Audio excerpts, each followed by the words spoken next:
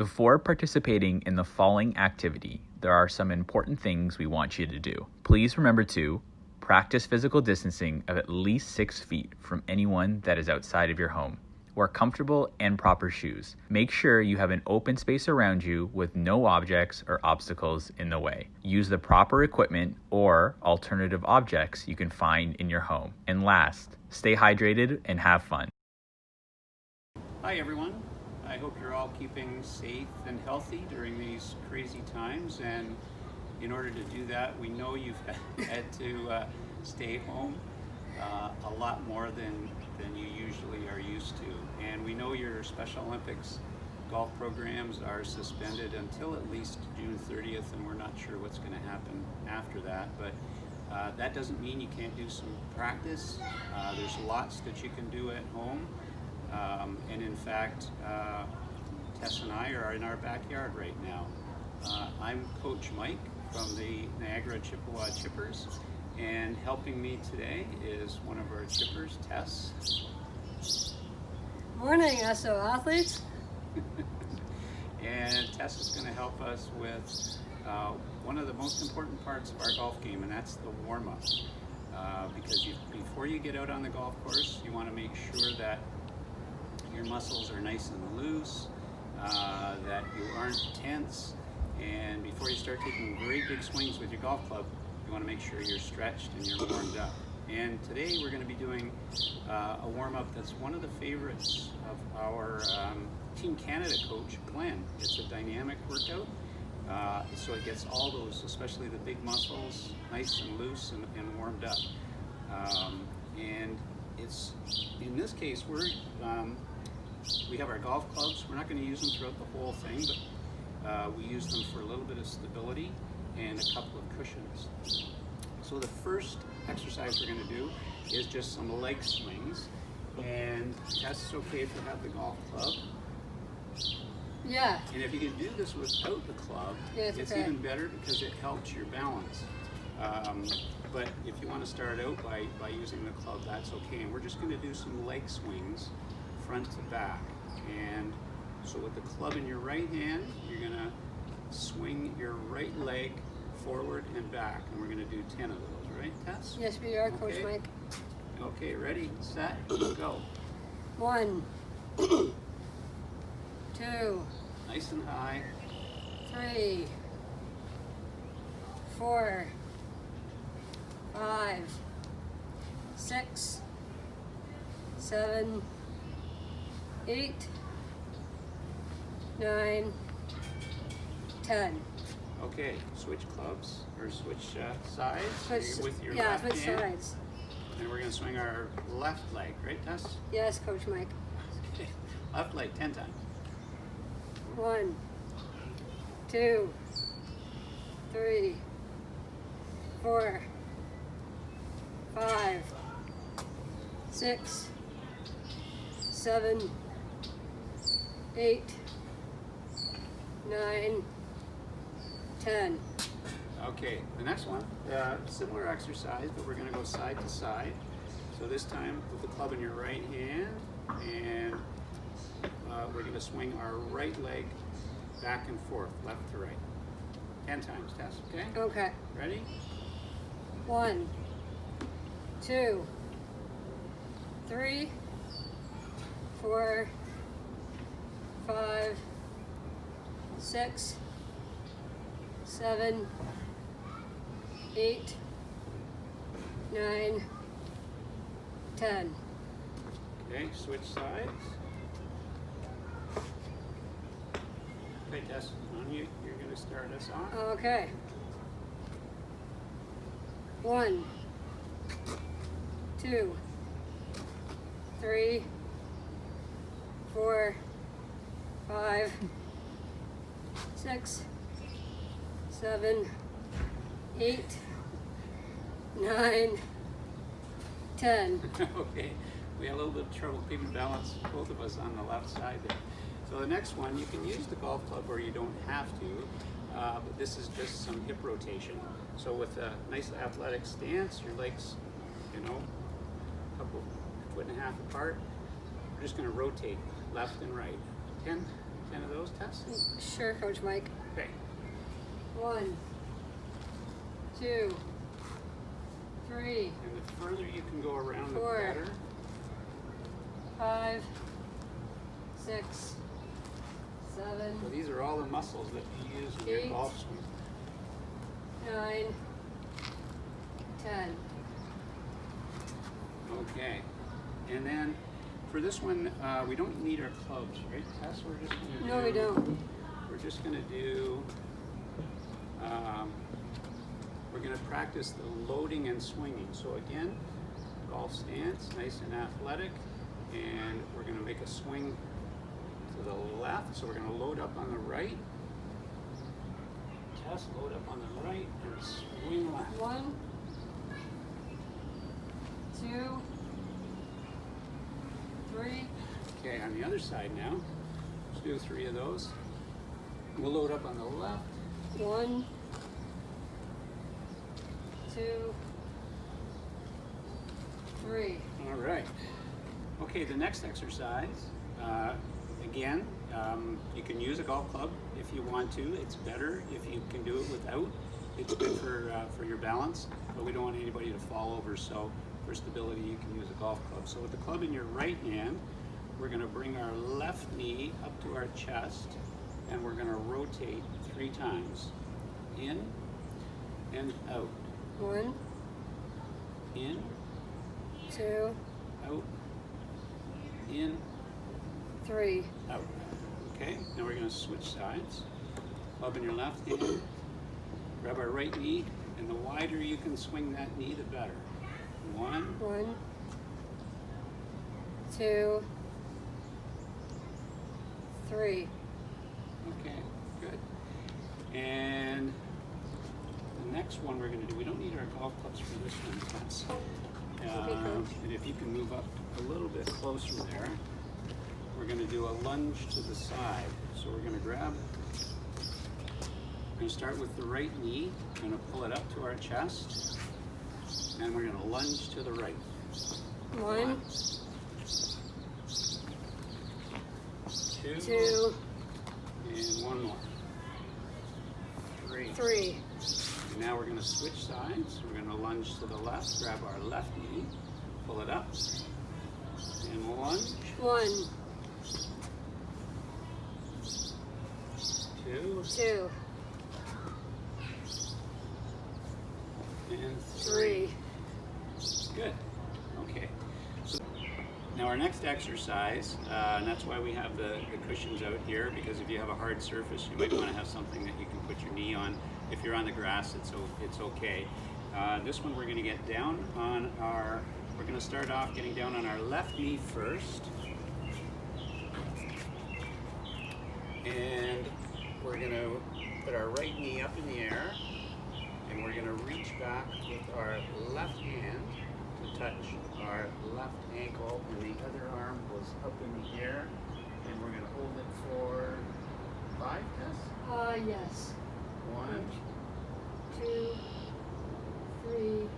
3, 4, 5. okay, on the same knee we're going to switch hands and reach the other hand back towards our ankle. Do another big stretch for 5, 2, 3, 4, 5. okay, and we're going to switch knees this time, and you'll find that it's probably easier for you on one side than the other, then that's natural, depending on whether you're right-handed or left-handed. And for me, loose on one side, stiff on the other. So on this one, right knee up in the air. We're going to reach back with our left hand, touch our ankle, and reach to the sky, and count to 5. 1, 2, 3, 4, 5. And we're going to switch. 1, 2, 3, 4, 5. Okay, good. Size. We want to spread our feet apart, and this one's going to be another stretch. So with our left toe pointing forward, we want to make a T with our right toe. spread your legs maybe just a little bit further apart, Tess. And then what we want to do is reach down with our right hand to touch our right toe and reach up to the sky with your left hand. And hold it for 5. 1, 2, 3, 4, 5. Good. Now we're going to switch, legs apart, left toe pointing forward, right toe in a T. That's it, you got it, Tess. We're going to reach down with our left hand, touch our left toe, and right hand up in the air for a count of 5. 1, 2, 3, 4, 5. Good stretch. Okay, and our last exercise is a little bit of a shuffle. So we're going to move this stuff out of the way. Got to go back and forth. So on this one, you're going to have a bit of an athletic stance, arms out in front, and we're going to shuffle to the left to a count of 3, and then we're going to swing to the left. Okay, Tess, on 1, 2, 3, go. 1, 2, 3.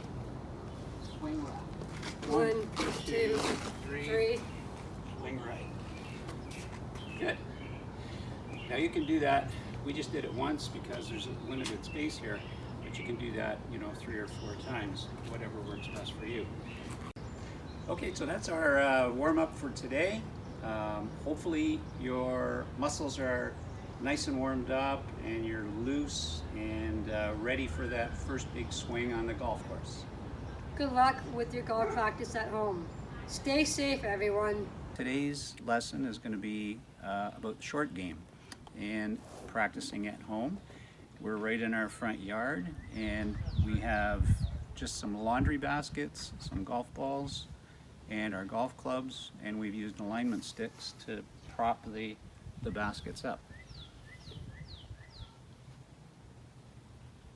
And the focus today, as I mentioned, is chipping, or the short game, and it's that very important last shot before you get on the green. And it's important because what you want to do is try to get as close as possible to the pin, but not using the pin as your target. You're actually going to have a target that's a landing spot somewhere on the green or just in front of the green. So as we mentioned, the chip shot is your last approach shot to the green. Some of the approach shots can be quite a bit longer, but since we're sort of short of space here, the focus today is those shorter approach shots, say from 20 or 30 yards in. And from that distance, the shot is a little bit different. It requires more feel, a little bit more feel than longer shots or a drive. And getting that feel is how you use your arms and body to launch the ball towards that target spot and get it to roll up to the pin, hopefully so that you're within 1 putt, maybe 2. So again, the target is that landing spot where the ball is going to bounce and roll to the pin. And the focus again is getting the ball to land on that bounce spot. So before we actually use a golf club, we're going to go through some practice, and Tess is going to help just to sort of show how we use the body in order to get the ball towards that target spot, how we use our legs, our knees, and our arms, and get a good feel for the shot and a good feel for how much effort we need in order to get the ball to that target spot. So stance is important with this shot. The technique and the mechanics that you use are important. We said that it's a lot of feel for the shot, but you also have to have the right mechanics too. So as far as stance, feet not too far apart, that's good. Slightly open to the target, which means, and you've done that test, your left foot is behind your right foot slightly.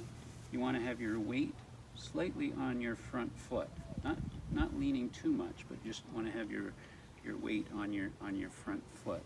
And with your body open to the target, you're going to get a feel. And now what we're going to do is, since we're not at the golf course, we got no green, no flag, no hole, we're using the laundry basket as the target. So what Tess is going to do is just try that motion of a chip shot and try to launch the ball into that laundry basket and getting enough feel to see how much weight she needs in order to get it there. Pretty good. Try another one, Tess? Sure. So really this is just getting a feel for how much effort you need in order to get the ball launched towards the target. And you just take a bunch of golf balls. Good. See how close you can get them, or inside that laundry basket. So with a target like a laundry basket, and you might find something else like a hula hoop that you can use, it's good practice to get a feel for that shot and understand better how you want to get all of your body parts moving in one fluid motion, so that your arms and your knees and legs are helping you, and just by throwing the ball you get more feel for how the shot should work. So just take a few more shots. Okay. Let's see how it goes.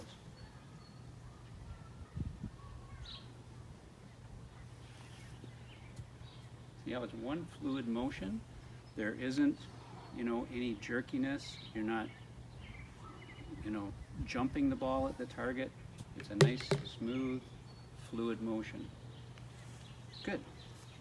One more, Tess? All right. Now, what we're going to do is actually use a golf club for the next part of this practice, using those same techniques. Stance is going to be the same, feet not too far apart, slightly open with the left foot slightly behind the right foot, hands and arms nice and loose, and the motion is going to be a nice fluid motion, letting your knees allow the body to swing your club towards that target.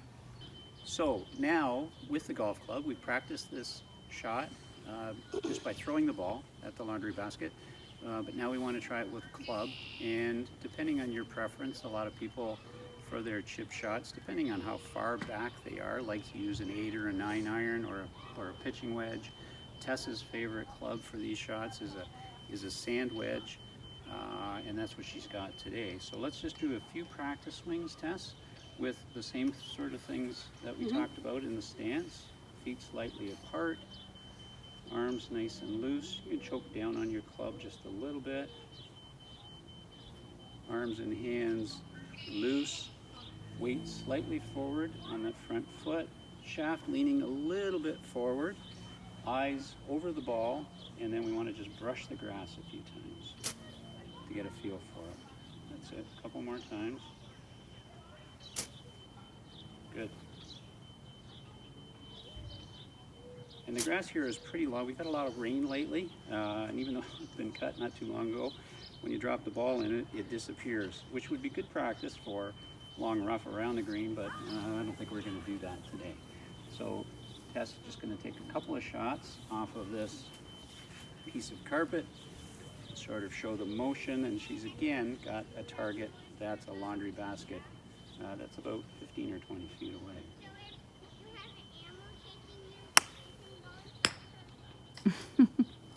In the rock and into the bush. Okay, try that again. Watch your alignment. Sorry. Yeah, good shot. Slightly forward, that's it. Nice smooth motion, no jabbing at the ball, no jerky motion. Don't stop your club, let it finish all the way through.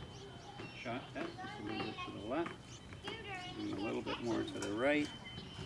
One smooth motion, don't let anything lock up on you. And here it goes. The next shot. Okay, good. So just a bit of a recap for today's lesson. We talked about short game and chipping, and how it's that very important last shot before you get to the green, how it's slightly different than other shots, how there's a little bit more feel about how much you use your arms and your body and legs and knees in order to launch the shot. How it's a little different in that your target is the landing area, or where that you want the ball to land first, so that it rolls up as close as it can to the pin, so it's that first bounce shot.